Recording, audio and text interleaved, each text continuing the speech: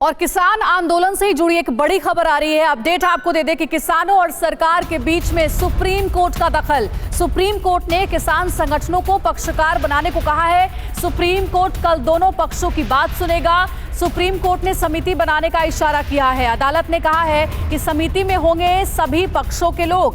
किसान और सरकार बैठकर समिति के नाम सुझाएं। सुप्रीम कोर्ट ने कहा कि जो समिति बनाएंगे उसमें सरकार और किसान संगठनों के लोग शामिल होंगे। केंद्र, दिल्ली, पंजाब और हरियाणा सरकार को नोटिस। किसान संघों को पक्षकार बनाने को याचिकाकर्ताओं को कहा गया है।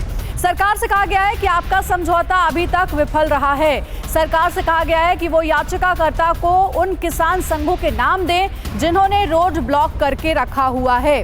तो सुप्रीम कोर्ट तक ये पूरा मामला पहुंचा था और इस पूरे मामले पर सुप्रीम कोर्ट की ओर से क्या कहा गया है किसानों को भी और सरकार को भी, ये बताने के लिए हमारे साथ हमारे सहयोगी पीयूष जुड़ गए हैं। सीधे उनका रुख करते हैं। पीयूष, बताइए कि क्या कहा गया सुप्रीम कोर्ट की ओर से जब किसान आंदोलन का ये पूरा मुद्दा पहुंचा है।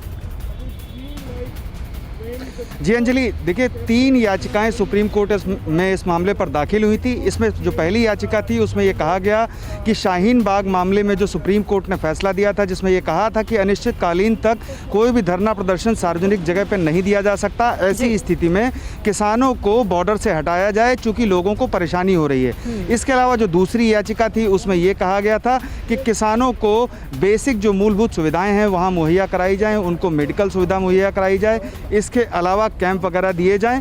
इसके अलावा तीसरी जो याचिका थी उसमें यह कहा गया था कि पुलिस लगातार उनको बॉर्डर पर रोके हुए है। ऐसी स्थिति में पुलिस उनके खिलाफ किसी भी तरह का कड़ा कदम नहीं उठाए। इस पर सुप्रीम कोर्ट से मांग की गई थी निर्देश जारी करने की। इस पर सुप्रीम कोर्ट ने तीनों याचिकाओं पर नोटिस जारी किया है और सरकार से कहा है कि ठीक है पीयूष, नजर आप बनाए रखिएगा। शुक्रिया आपका पूरी जानकारी हम तक पहुंचाने के लिए। तो सुप्रीम कोर्ट ने कहा कि किसान और सरकार दोनों ही एक एक पक्ष बनाए और बाद में दोनों ही पक्षों की बातचीत सुनी जाएगी और उसके बाद किसी नतीजे तक पहुंचेंगे।